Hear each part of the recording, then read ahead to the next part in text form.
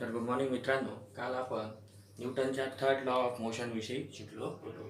त्यामध्ये आपण त्याचं एक स्टेटमेंट पाहिलं होतं की every action force has equal and opposite reaction force which act simultaneously.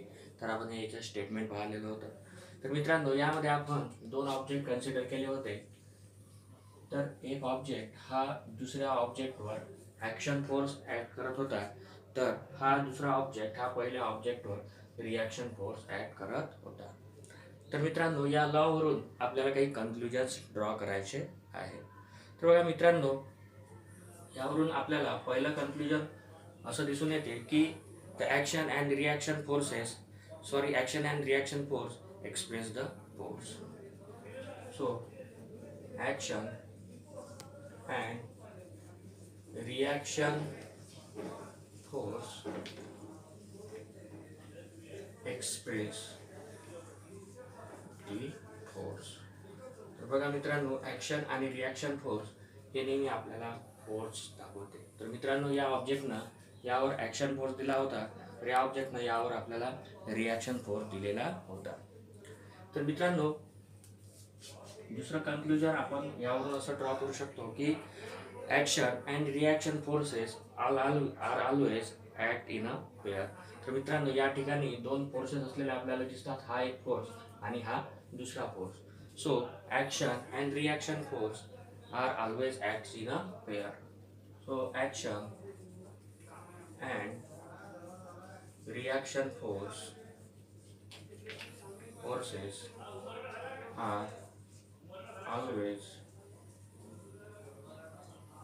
Act in a pairs. दोन्ही आपल्याला पेअर्समध्ये ॲक्ट झालेले दिसून येतात.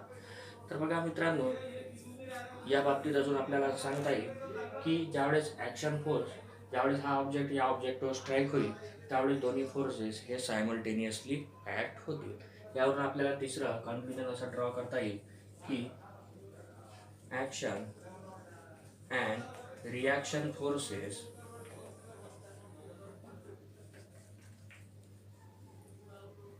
Acts simultaneously.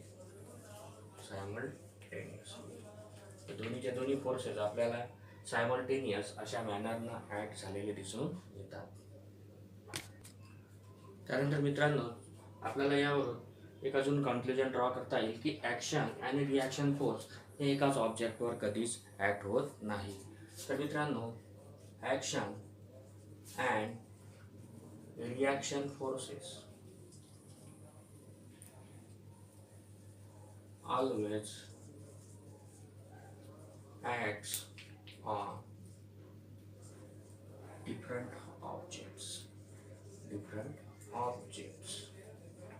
तर ॲक्शन आणि रिॲक्शन फोर्सेस हे नेहमी दोन डिफरंट ऑब्जेक्टमध्ये आपल्याला झालेले दिसून येईल. एकाच ऑब्जेक्टवर ॲक्शन आणि रिॲक्शन फोर्स हा कधीच आपल्याला दिसून येणार नाही. म्हणून आपल्याला लिहिता येईल की hence can not cancels each other's effect.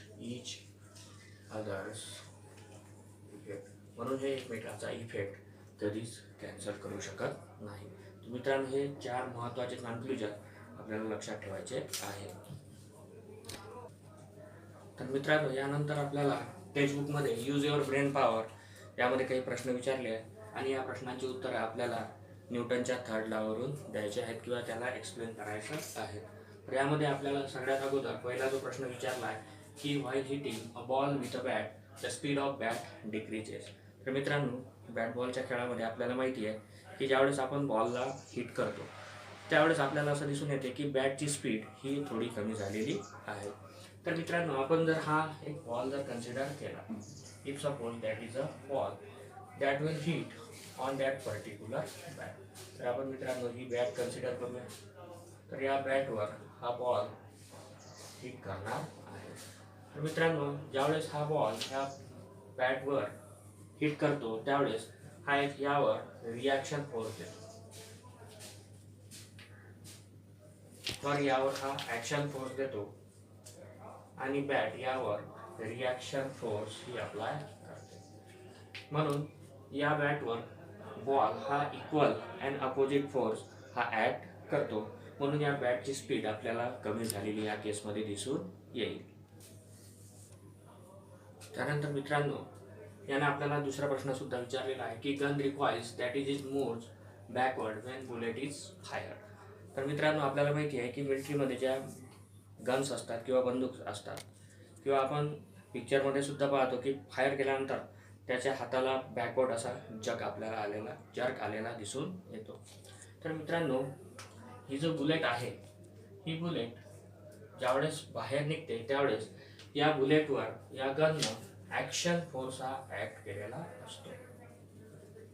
So action force is act by a gun on that particular bullet. तर बुलेटवर ही गन ॲक्शन फोर्स हा इम्पॅक्ट करते. त्याच वेळेस ही बुलेटसुद्धा या गनवर रिॲक्शन फोर्स हा इम्पार्ट करते.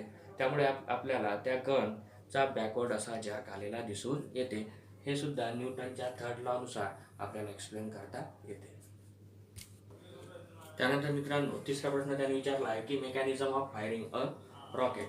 तर रॉकेट म्हणजे आपल्या दिवाळीला सुद्धा आपण रॉकेटचा वापर करतो किंवा मिलिटरी फील्डमध्ये सुद्धा आपल्याला रॉकेटचा वापर केलेला दिसून येतो. तर मित्रांनो, या रॉकेटला आपण थोडं अगोदर समजावून घेऊया. तर मित्रांनो, या रॉकेटमध्ये आपल्याला असं दिसून येते की यावर एक अशी टीप असलेली आपल्याला दिसून येते आणि या ठिकाणी या पद्धतीने याचं फ्युएल चेंबर असतं. या ठिकाणी फ्युएल हे भरलेलं असतं आणि स्मॉल असं ॲपर्चर याच्या खाली आपल्याला असलेला दिसून येते.